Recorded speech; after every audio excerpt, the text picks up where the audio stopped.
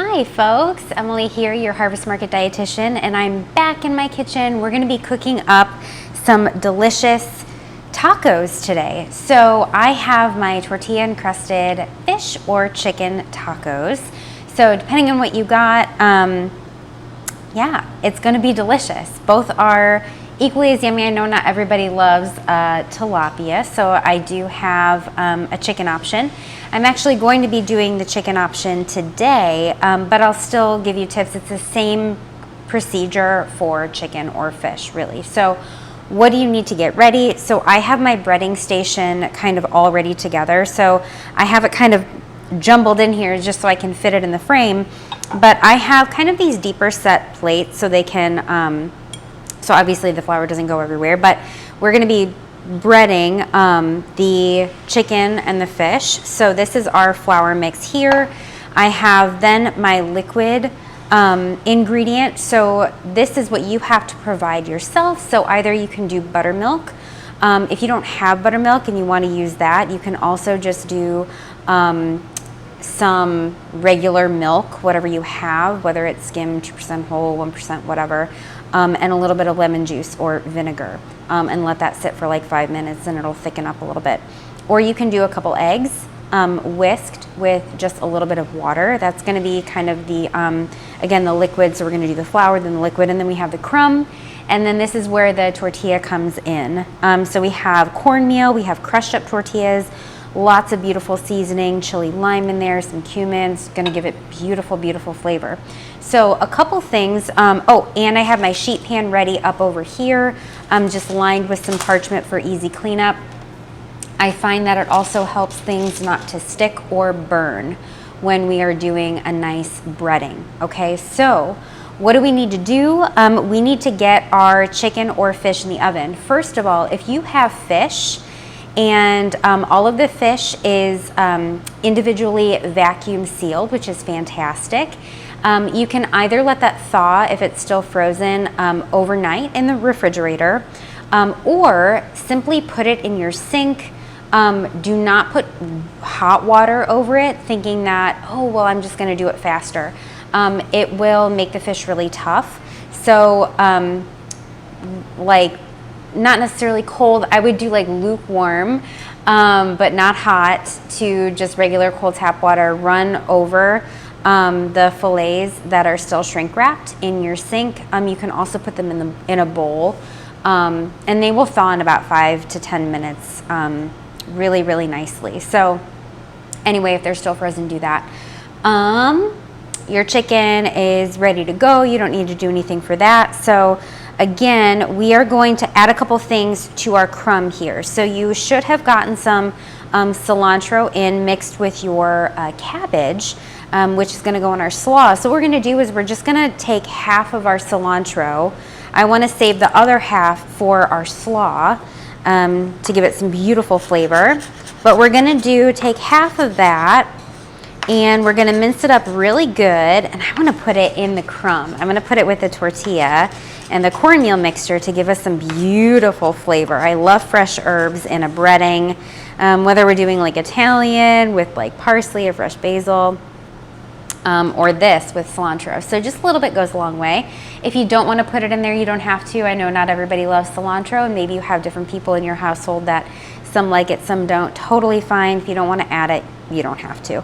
The other thing that we're going to add though is some lime zest. This is really, really going to bring out the beautiful lime flavor. So a 2-person kit should have 1 lime, and a 4-person kit should have 2. What we're going to do is just zest about half of the lime for the 2-person kit, and I'm using zester, microplane, grater, whatever you got, with nice small little holes.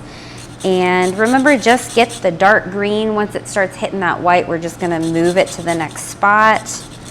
And if you're not a huge fan, if you don't want, if you're like, ooh, I don't know, I don't want a lot of lime flavor, then you don't have to add this, but I think it adds an element. I think it just, oh, it plays so nicely with the fish, gives it beautiful, beautiful flavor. And remember, zest is really where the lime essence and really the flavors are. That's where all the oils are. Juice is great too, but the zest really has a lot of the flavor. So I just zested about half of that. Don't add any of the juice here. We don't want it wet. We're gonna save the juice for the slaw. Okay, so now that that's ready to go, I'm gonna wear gloves because I have them. Whenever I'm doing a breading, I like to glove up just because it makes for a nice, easy cleanup. So all of my breading stuff is ready to go, ready to rock and roll. I like to have it all ready. My oven is preheated at 435. That's what we're going for today. All right, so I'm just gonna mix this up a little bit so it's all together, all mixed. Beautiful. Okay, grab chicken. So we're gonna take a chicken breast and we're gonna dredge it in our flour, just like this. Okay, shake off the excess.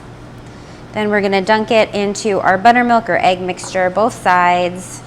I like to grab it by the little tail end, just so most of it gets coated as much as possible, kind of drip off any excess, and then we're gonna dunk it into the crumb. So now with the crumb mixture, what I like to do is I kind of like to put it in there, and then I like to take the stuff on the side and just kind of sprinkle it over the top.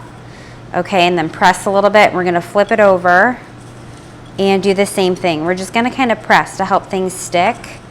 Get anything on the side that we need to. Okay, then lift and shake off any excess. But that is pretty breaded beautifully, isn't it? Okay, next one, I'm just gonna do 2. So a 2-person gets 2 chicken breasts. Nice sized chicken breasts for your tacos. And same with the tilapia. Get 2 fillets of tilapia, 1 per person. And we're just gonna cook this whole, and then we're just gonna slice it up into slices, and then that's what we will put into our taco. Okay, get that all on there, give it a nice press. I do really recommend pressing down just so that it really adheres and really sticks. You're not gonna hurt it, I promise. Get all that beautiful flavor on there. Excellent. Shake off any excess. Look at that beautiful breaded piece right there. Lovely. Okay. That process is pretty easy, isn't it? Once you have everything set up, it's pretty smooth. So then what we're gonna do, really important step, we gotta spray these guys. So take a cooking spray, misting oil, whatever you have, and we're just gonna give them a good coat on the outside. I usually have like an olive oil flavor, but this is all I have for right now. Do a flip, do the other side. This is what's gonna make it really crispy, you guys. We need this. We need this, need this, need this. This is what's gonna make it really beautiful, crispy, crunchy, tortilla crusty. Okay, so these are going in the oven. We're gonna do 10 minutes, and then we're gonna take them out, flip, spray, and put it back in for another 10. So I'll meet you right back here. Okay, so while our chicken or fish is cooking in the oven, we're gonna get our slaw prepped. So depending on your kit, you might get a mix of green cabbage, mix of red cabbage, because things are tough to get these days, and I had to do a mix. So I've got purple cabbage in front of me, so what we're gonna do is just give it a good squeeze. So what does this do? This breaks down the cell walls. It makes it really beautiful and nice and soft, because sometimes cabbage can be really tough and not really desirable for a slaw when we're eating it. We don't wanna be chewing on a piece forever. We don't wanna be like, you know, crunching through it. We want it to be satisfying. So what this does just makes it nice and soft. So it is a really lovely texture. So you'll be able to feel it transform in your hands as you're squeezing it, and it'll feel softer. And again, we're just breaking down those cell walls. You'll hear it kind of crunch in your hands. That's what you want. Beautiful. So just do that a few times, and it'll start to feel kind of wet because it'll release some moisture as well. So we're gonna do some lime juice in here, and we're gonna mince up the rest of the cilantro. Beautiful.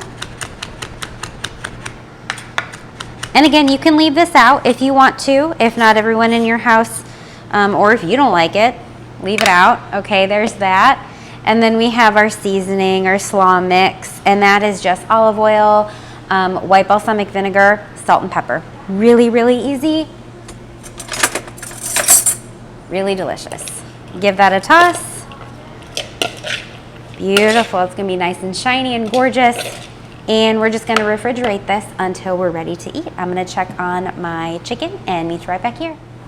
Okay, so it's been 10 minutes. I just pulled out my chicken and I wanna spray, flip, and spray. And that way everything will get nice and crusty and golden brown. That's what we want. So we're gonna do another spray really quick. We're gonna carefully flip. I just have a spatula here. And see, this is why I love the parchment, because it doesn't stick at all. It is just, nothing sticks. It's beautiful. Okay. Another little spray on the top so it gets nice and golden brown. And then this is gonna go back in for between 10 and 15 minutes, depending on your oven. So some ovens take a little bit longer.